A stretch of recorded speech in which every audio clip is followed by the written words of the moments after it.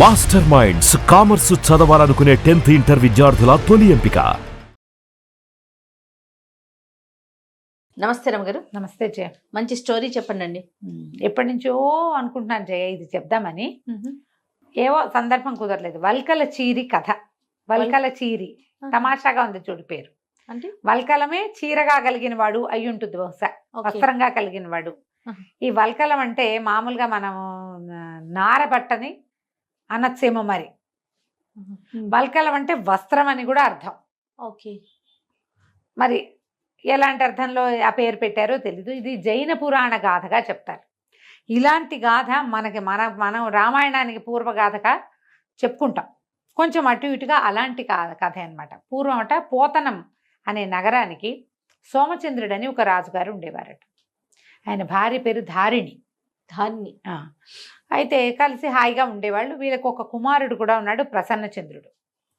పిల్లాడు కొంచెం పెద్దవాడు అయ్యాక, కొంచెం 40-50 దగ్గర పడ్డాకో 50 వచ్చాకో, ఒకనాడు భార్య భర్త వాళ్ళిద్దరు చాలా స్నేహంగా ప్రేమగా ఉండేవాళ్ళట, రాజుగారు రాణిగారు. ఆయన తల సవరిస్తూ ఆవిడ ఒక తెల్లటి పండిపోయిన వెంట్రుక చూసి ఆవిడ వేళాకోళం చేసిందిట.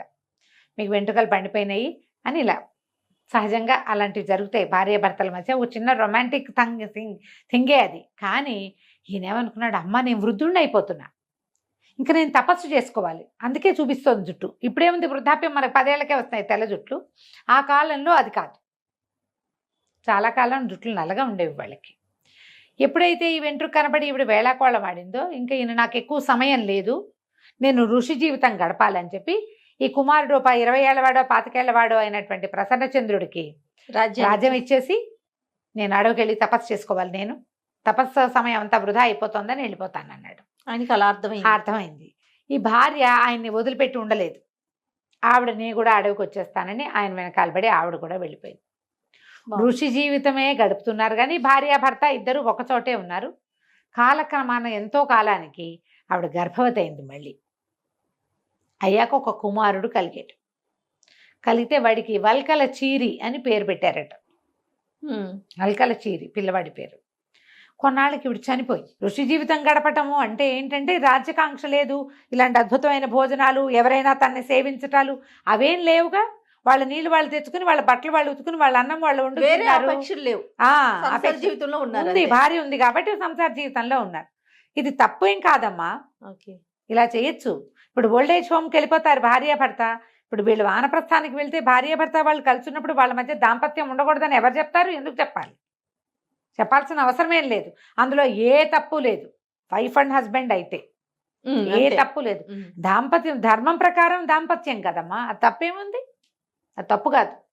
అయితే ఈ కుమారుడు కలిగిన తర్వాత కొంతకాలానికి ధారిణి చనిపోయిందట. చనిపోతే ఈయన సమీపంలో దొరికే ఆవుల పాలు పోసి పిల్లవాడిని పెంచుకున్నాడు. పిల్లాడు కూడా పెద్దవాడయ్యాడు. అయితే కొన్నేళ్లకి ప్రసన్నచంద్రుడికి ఈ అడవి నుంచి వచ్చినటువంటి మునులు, ఋషులు, ఈ సంఘ పరిత్యాగులు వాళ్ళు కొంతమంది వెళ్తుంటారు కదా నగరాలకి, వాళ్ళ వల్ల తనకు ఒక తమ్ముడు ఉన్నాడని, వాడు ఋషి జీవితం గడుపుతున్న తన తండ్రి దగ్గర ఉన్నాడని తెలిసింది రాజుకి. ఆ పిల్లాన్ని తెచ్చేసుకోవాలనిపించింది. తమ్ముడు కావాలి. అమ్మ నాన్న లేరు, ఆయన ఒక్కడే ఉన్నాడు, ఏదో వివాహితుడే అయ్యి ఉంటాడు, సంతానం ఉంటుంటుంది. తమ్ముడు అనేసరికి ఒక ప్రీతి ఉంటుంది చూడు, నా తమ్ముడని. వదిలిపెట్ట బుద్ధి కాదు జయ తమ్ముళ్ళని, అస్సలు కాదు. తనతో ఏం చేశాడు ఈయన, తెప్పించుకోవడానికి తన గ్రామాల్లో ఉన్నటువంటి కొంతమంది గణికాకులంలో ఉన్న వాళ్ళని పిలిచి, అమ్మాయిలు మీరు అడవికి వెళ్ళండి, ఆడో పిల్లవాడు ఉన్నాడు, వల్కల చీరి వాడి పేరు, వాడిని ముచ్చుకురండి అని చెప్పారు.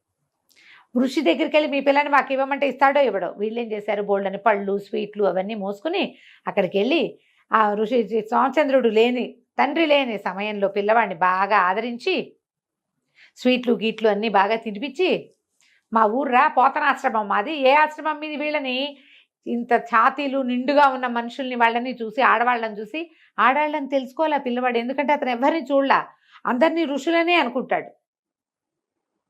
పెద్దవాళ్ళందరినీ నాయన గారు అంటాం అలవాటు. అమాయకుడు, రెండో ప్రపంచం తెలియదు కదా వీళ్ళని. మామూలుగా ఋషులు ఇక్కడ ఉంటాయి, నెత్తి మీద కొప్పులు ఉంటాయి కదా, వీళ్ళకి ఛాతీ మీద కూడా కొప్పు ఉందనుకున్నాడు. అనుకుని వీళ్ళని గొప్ప గురువులుగా భావించేసాడు. వాళ్ళు ఏమన్నారు, మా ఊరు పోతనం అనే నగరానికి చెప్పారు, మా ఆశ్రమంలో ఇలాంటివి ఎన్నో దొరుకుతాయి, చక్కగా హాయిగా తినచ్చు, ఎంతో సంతోషంగా ఉండొచ్చు అని బోళ్ళని ఆటలాడించి పాటలు పాడించి బంతులు విసిరి ఆడి ఆడి ఆడి సాయంకాలం అయ్యేసరికి లేచకపోయారు, వెళ్ళిపోయారు ఆయన వస్తున్నాడని. ఈ పిల్లాడు ఆయన రాలేదు, కానీ ఈ అబ్బాయికి ఇంకా ఉండబుద్ధి కాల. పొద్దు నుంచి కాలక్షేపం చేసి అందరు వెళ్ళిపోగానే పిల్లలు బూరు కొడుతోంది అని ఏడవడం మొదలు పెడతారు. ఈ అబ్బాయికి ఒక 18 ఏళ్ళు ఉన్నాయి, 17 18. తోచల ఆ పోతనాశ్రమానికి వెళ్ళిపోదామనిపించింది. తండ్రి ఎక్కడికో వెళ్ళాడు, ఆయన రాకముందు ఈ అబ్బాయి బయలుదేరి వెళ్ళిపోయాడు. వాళ్ళ వెంబడబడి వెళ్ళిపోయాడు. వాళ్ళు ఏదో రథాల్లో వచ్చారు, రథాలు తోలుకున్నారు, ఎక్కడో దాచిపెట్టారు వాటిని, రథాలు ఎక్కి వెళ్ళిపోయారు. ఇది ఋష్యశృంగ మహామునిని ఇట్లా తెచ్చారని చెప్తారు. ఇదే కదా మనకి రామాయణానికి పూర్వకథ. పుత్రకామేష్టి చేశారు కదా దశరథులు. పుత్రకామేష్టి చేయడానికి ఋష్యశృంగుడు వచ్చి చేశాడు. ఆ ఋష్యశృంగుడి ఇట్లా అడవి నుంచి బయటికి తీసుకొచ్చారు.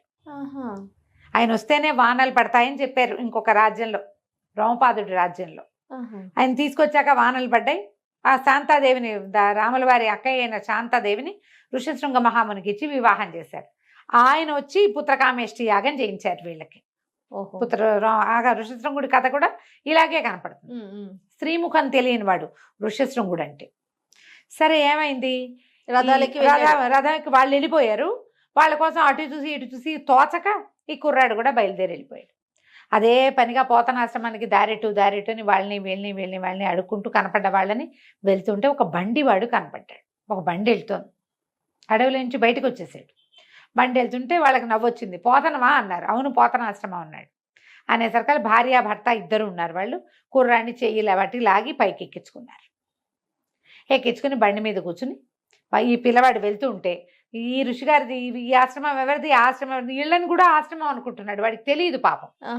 పొట్ట చెక్కలయ్యేలాగా నవ్వుకుంటూ భార్య భర్త కుర్రాన్ని బాగా ఆదరించారు. ఏవో పళ్ళు కాయలు చేతిలో పెట్టారు. ముందుకెళ్ళేసరికల్లా ఒక దొంగవాడు బండిని అటకాయించాడు. బండిలో ఏదో ధాన్యం ఉంది, అది ఇవ్వమని అటకాయించేసరికి బండివాడు మంచి గట్టివాడు. వాడేం చేశాడు, ఆ బండికి పోల్కర్రలు ఉంటాయిగా పక్కన, ఒక మంచి గెన్స్గా ఉన్న కర్ర తీసి తలకాయ పగల కొట్టేశాడు దొంగ. వాడిని పొదల్లోకి ఇచ్చేసి వాడి దగ్గర కొంత దొంగ సొమ్ము ఉంటే ఆ సొమ్ము అంతా తెచ్చి తన బండిలో పెట్టుకున్నాడు. బండి అట్లా ముందుకు పోయింది. కుర్రాడు వాళ్ళతో పాటే ఉన్నాడు, వలకలు చీర. ఈ నగరం దగ్గరికి వెళ్ళేసరికల్లా ఇదిగో ఇదే పోతనాశ్రమం ఇదే బాబు, దిగి వెళ్ళు అని కుర్రాడిని దింపేసి ఏమనుకున్నారు, ఈ కుర్రాడు ఎక్కటం వల్లే మనకి ధనం లభించింది. లేకపోతే ఇన్నాళ్ళ నుంచి ఏ దొంగ అటకాయిచ్చలా ఎవరి దగ్గర నుంచి పావలా 10 పైసలు ముట్లా మనకి. వాడు దొంగతనం చేసుకొచ్చిన సొమ్మంతా మన బండిలోకి ఎక్కింది. అది పిల్లాడి వల్ల ఈ అదృష్టం పట్టిందని నమ్మాడు బండివాడు. వాళ్ళ ఆవిడే నమ్మింది. ఏం చేశాడు, జేబులోంచి కాసిన రూపాయి నాణ్యాలు తీసి పిల్లాడి చేతులు పెట్టి, బాబు ఇవి లేనిదే ఇక అక్కడ నీ కథ నడవదు, ఈ డబ్బులు ఉంచుకో, జాగ్రత్తగా ఉండని కుర్రవాడిని పంపించాడు. ఈ కుర్రాడు అలా పోతనాశ్రమం నడుచుకుంటూ వెళ్తూ ఒక వేశ్యవాటిక వైపుకి ప్రవేశించాడు. వెళ్తే చక్కటి వాడు, పైగా అడవిలో ఉండి ఫ్రెష్ ఎయిర్, ఫ్రెష్ ఫ్రూట్స్ అవి తిని నున్నగా ఉన్నాడు వాడు, తలతల్లాడుతూ. మరి ఏ మురికి మకిలి అంటనిది ఏదైనా బాగుంటుంది కదా. ఈ కుర్రాడు ఒక పెద్దవాళ్ళ వాకిట్లో ఆగి, ఆకలిగా ఉంది, ఏదైనా పెట్టించండి నాయనగారు, లేదా ఈ డబ్బులు తీసుకుని నాకు కూడా ఒక ఆశ్రమం నిర్మించండి అని ఆ చేతిలో ఉన్న డబ్బులు ఆ వేశ్యమాత చేతిలో పోసాడు. అయ్య బాబు, ఈయన ఎక్కడి నుంచో మహర్షి మనకు దొరికాడని ఆవిడేం చేసింది, రానాయన లోపలికి రా అని లోపలికి తీసుకెళ్ళి, వాళ్ళకి వంట బ్రాహ్మణులు ఉన్నారు లోపల ఇంట్లో, వాళ్ళు ఎవరితోటో చక్కగా వంట చేయించి పెట్టి రుచికరమైన పదార్థాలు, నీకు ఆశ్రమం ఏమిటి వివాహమే చేయిస్తానని పెళ్ళి ఏర్పాట్లు చేసేసింది ఆవిడ. తన కూతుర్నిచ్చి ఈ అబ్బాయికి ఇచ్చి వివాహం చేయటానికి. ఇంతలో ఏమైంది, ఈ వేశ్యవాటికల ముందు నుంచి వెళ్ళారుగా గణికలు కొంతమంది, వాళ్ళు వెళ్ళి వచ్చేలాగా లేడండి అబ్బాయి, అతనికి ఏమీ తెలీదు, చాలా అమాయకంగా ఉన్నాడు, మేము మళ్ళీ వెళ్ళాము, మళ్ళీ వెనక్కి వెళ్ళేసరికల్లా అబ్బాయి ఆశ్రమంలో లేడు, మీ నాన్నగారు వచ్చేసారు, ఆయన వెతుక్కుంటున్నారు, ఎక్కడికి వెళ్ళిపోయాడో తెలీదు, మేము అతన్ని మిస్ చేసేసాము, మాకు తెలియలేదు, అమాయకుడు ఎటు వెళ్ళిపోయాడు అని రాజుగారికి చెప్పారు. చెప్పేసరికి ఆయన విసుకొచ్చేసింది. సాయంత్రం అయ్యేసరికి తమ్ముడిని చూసేస్తానని ఉత్సాహంలో ఉన్నాడు. మనం ఎవరికోసం ఎదురు చూస్తున్నప్పుడు వాళ్ళు రాకపోతే డిసప్పాయింట్మెంట్ ఉంటుందా. ఆయన ఆ చుట్టుపక్కల అంతా వాయిద్యాలు పెట్టి చిచ్చి ఇవన్నీ ఆపండి, గోల ఆపడని కసురుకున్నాడు. అందరూ అన్నీ ఆపేశారు. రాజుగారు దుఃఖంలో ఉన్నాడు, తమ్ముడు చేజారిపోయాడని. ఇంతలో ఎక్కడి నుంచో మంగళ వాయిద్యాలు వినపడుతున్నాయి.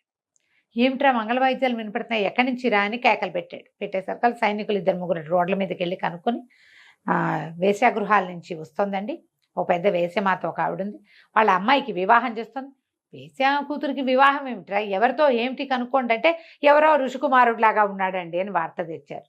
అక్కడి నుంచి మీ గణికలు ఎవరైతే వెళ్ళారో ఈ అబ్బాయిని తీసుకురావడానికి పలకల చీరని తేవడానికి, వాళ్ళతో కలిసి రాజుగారు అక్కడికి పరిగెత్తాడు. పరిగెత్తేసరికల్లా సాక్షాత్తు తమ్ముడే పెళ్లి కుమారుడుగా కనపడ్డాడు. పెళ్లి ఇంకా అవల, ముందు ఏర్పాట్లు ఉంటాయిగా, పెళ్లి కొడుకుని చేయటం పెళ్లి కూతురు చేయటం, మంగళ వాయిద్యాలు భోరని మోగుతున్నాయి.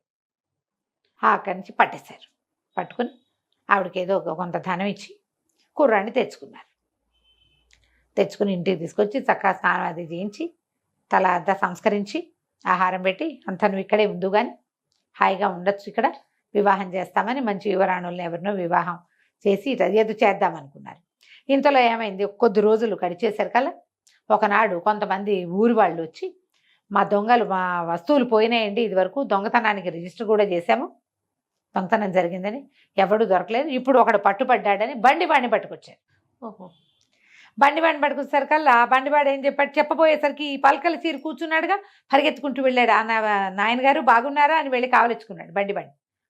సభలో అందరు ఆశ్చర్యపోయారు. ఏమిటంటే ఈ బండి అయినే నన్ను తీసుకొచ్చాడు పోతనానికి అని చెప్పేసరికి రాజుగారు ఏమిటి అని కనుక్కుని, ఈ ప్రసన్నచంద్రుడు ఆ దొంగ ఎవరో వచ్చి అటకాయిస్తే అతన్ని కొట్టి అతని వస్తువులు తీసుకున్నామని చెప్పారు. ఏ ఏ వస్తువులు ఎక్కడెక్కడ అమ్మాడో అవన్నీ ఎవరి వస్తువులు వాళ్ళకి అప్పచెప్పి, బండివాడికి కూడా కొంత ధనం ఇచ్చి తమ్ముడిని తెచ్చి వెనక ఈ ఊళ్ళోకి అప్పచెప్పినందుకు బాగా ఆదరించాడు. అట్లా 12 ఏళ్ళు గడిచిపోయాయట. ఈ వల్కల్ చీరికి చక్కగా వివాహం చేశాడు అన్నయ్య. రాజ్యంలో హాయిగా రాజుగారి తమ్ముడుగా హాయిమని ఉంటున్నాడు. ఇక్కడ భోగాలకి ఏం తక్కువ, ఎవరైనా స్నానం చేస్తారు, ఎవరైనా వండి పెడతారు, చక్క కాలక్షేపానికి బోళ్ళని జరుగుతాయి, వాళ్ళు వీళ్ళు వచ్చి కబుర్లు చెప్తారు. 12 ఏళ్ళు అయిపోయింది. ఒకనాడు ఈ వల్కల్ చీరికి తండ్రి గుర్తొచ్చాడు. అక్కడ ఏం జరిగింది, ఈ సోమచంద్రుడు ఆయన ఆశ్రమానికి తిరిగి వచ్చి కుర్రాడు కనపడక అబ్బాయి కోసం వెతుకుని విపరీతంగా ఏడ్చి కుమారుడి కోసం కళ్ళు పోయినాయి ఆయనకి. అయ్యో.